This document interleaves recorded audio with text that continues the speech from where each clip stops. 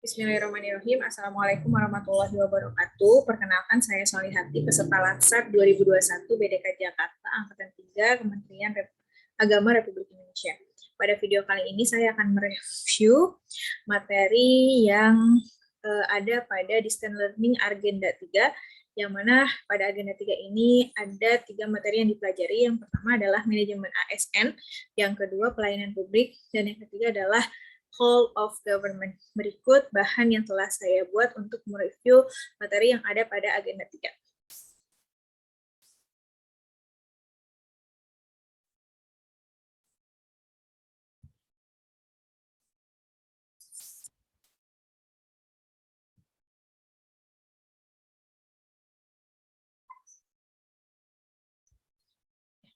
Yang pertama, materi manajemen ASN. Di sini pada materi manajemen ASN yang dipelajari adalah kedudukan ASN, kemudian peran ASN, hak dan kewajiban ASN, dan kode etik ASN. Sebelum kita memaparkan mengenai kedudukan, kita ketahui jenis pegawai ASN terdiri dari dua jenis. Yang pertama PNS, yaitu singkatan dari pegawai negeri sipil, dan yang kedua adalah pegawai pemerintah dengan perjanjian kerja atau P3K. Kemudian adapun kedudukan ASN, yaitu berkedudukan sebagai unsur aparatur negara yang menjalankan kebijakan yang ditetapkan oleh pimpinan instansi pemerintah, serta harus bebas dari pengaruh dan intervensi semua golongan dan partai politik. Lanjut, peran ASN atau aparat sipil negara memiliki peran perencana, pelaksana, dan pengawas. Penyelenggaraan tugas umum pemerintahan dan pembangunan nasional melalui pelaksanaan kebijakan dan pelayanan publik yang profesional, bebas dari intervensi politik, serta bersih dari praktik korupsi, kolusi, dan nepotisme. Kemudian, tugas ASN ialah pertama, melaksanakan kebijakan yang dibuat oleh pejabat pembina kepegawaian sesuai dengan ketentuan peraturan perundang-undangan, dan yang kedua, memberikan pelayanan publik yang profesional dan berkualitas. Ketiga, mempererat persatuan dan kesatuan negara Kesatuan Republik Indonesia. Lanjut, berikut adalah hak dan kewajiban ASN berdasarkan Undang-Undang Hak dan Kewajiban ASN. Yang pertama, seorang PNS memiliki hak yang berbeda dengan P3K, yang mana seorang PNS berhak memperoleh gaji, tunjangan, dan fasilitas. Kemudian yang kedua, cuti. Ketiga, jaminan pensiun dan jaminan hari tua. Keempat, perlindungan. Dan kelima, pengembangan kompetensi. Lain halnya dengan P3K yang berhak memperoleh 4 hak saja, yaitu gaji dan tunjangan, cuti, perlindungan, dan pengembangan kompetensi, tanpa jaminan pensiun dan jaminan hari tua. Kemudian kewajiban ASN, yang pertama, setia dan taat pada Pancasila, Undang-Undang Dasar, NKRI, dan pemerintah. Kemudian yang kedua, menjaga persatuan dan kesatuan bangsa. Ketiga, melaksanakan kebijakan yang dirumuskan pejabat pemerintah yang berwenang. Keempat, menaati ketentuan peraturan perundang-undangan. Kelima, melaksanakan tugas kedinasan dengan penuh pengabdian, kejujuran, kesadaran, dan tanggung jawab. Ke-6, menunjukkan integritas dan keteladanan dalam sikap, perilaku, ucapan, dan tindakan kepada setiap orang, baik di dalam maupun di luar kedinasan. Ke-7, menyimpan rahasia jabatan dan hanya dapat mengemukakan rahasia jabatan sesuai dengan ketentuan peraturan perundang-undangan. Dan terakhir, bersedia ditempatkan di seluruh wilayah negara Kesatuan Republik Indonesia. Kemudian, pembahasan yang terakhir pada manajemen ASN ialah mengenai kode etik ASN, di mana kode etik ASN ini ada 3.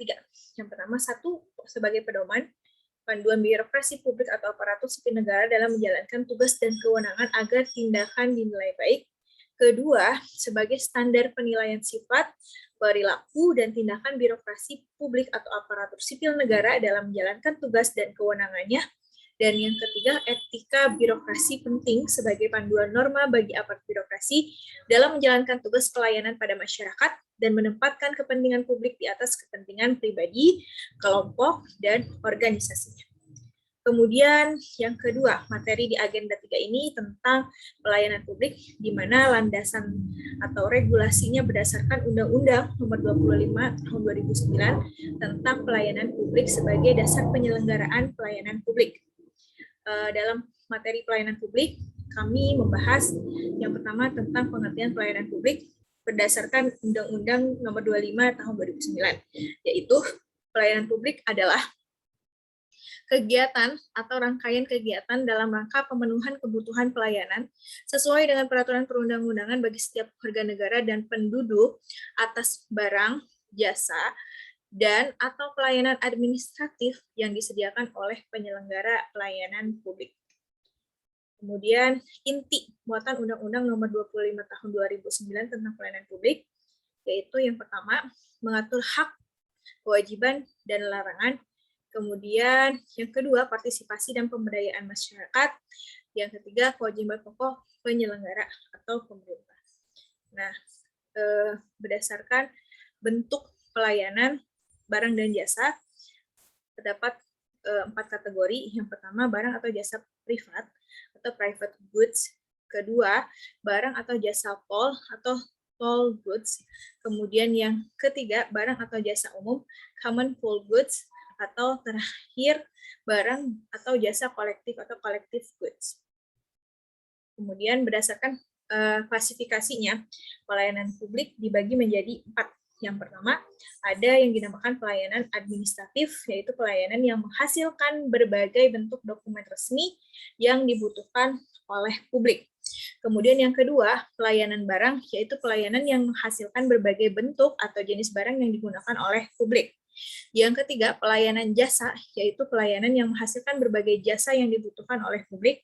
Dan yang terakhir, pelayanan regulatif, yaitu pelayanan melalui penegakan hukum dan peraturan perundang-undangan maupun kebijakan publik yang mengatur sendi-sendi kehidupan masyarakat.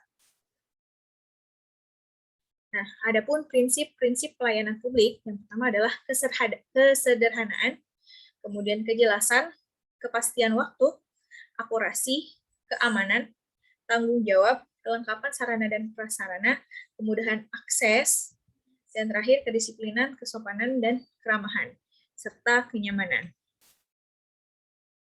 Beralih ke materi ketiga pada agenda 3 ini, yaitu whole of government. Whole of government sendiri ialah pada dasarnya sebuah pendekatan fungsi dalam ruang lingkup koordinasi yang lebih luas guna mencapai tujuan bersama dalam pembangunan kebijakan, manajemen program, dan pelayanan publik. Kemudian berdasarkan jenisnya, whole of government ini dibagi menjadi 4, atau dikelompokkan menjadi 4 bagian. Yang pertama, pelayanan yang bersifat administratif, yaitu pelayanan publik yang menghasilkan berbagai produk dokumen resmi yang dibutuhkan warga masyarakat. Kemudian yang kedua, pelayanan jasa. Pelayanan jasa ini menghasilkan bentuk jasa yang dibutuhkan warga masyarakat seperti pendidikan, kesehatan, ketenagakerjaan, perhubungan, dan lain sebagainya. Kemudian yang ketiga, pelayanan barang. Pelayanan barang ini menghasilkan jenis barang yang dibutuhkan warga masyarakat seperti jalan, perumahan, jaringan telepon, listrik, air bersih, dan seterusnya. Dan terakhir, pelayanan regulatif yang merupakan penegakan hukum dan peraturan perundang-undangan maupun kebijakan publik yang mengatur sendi-sendi kehidupan masyarakat. Praktek whole of government dalam pelayanan publik. Yang pertama, pelayanan yang bersifat administratif, pelayanan jasa, pelayanan barang, dan pelayanan regulatif yang tadi telah saya jelaskan. Kemudian hanya itu saja yang saya bahas pada review pembelajaran materi di agenda 3 Distance Learning Latsar CPNS 2021 BDK Jakarta. Kurang lebihnya mohon maaf. Wallahul muwaffiq ila aqwamit thoriq. Wassalamualaikum warahmatullahi wabarakatuh.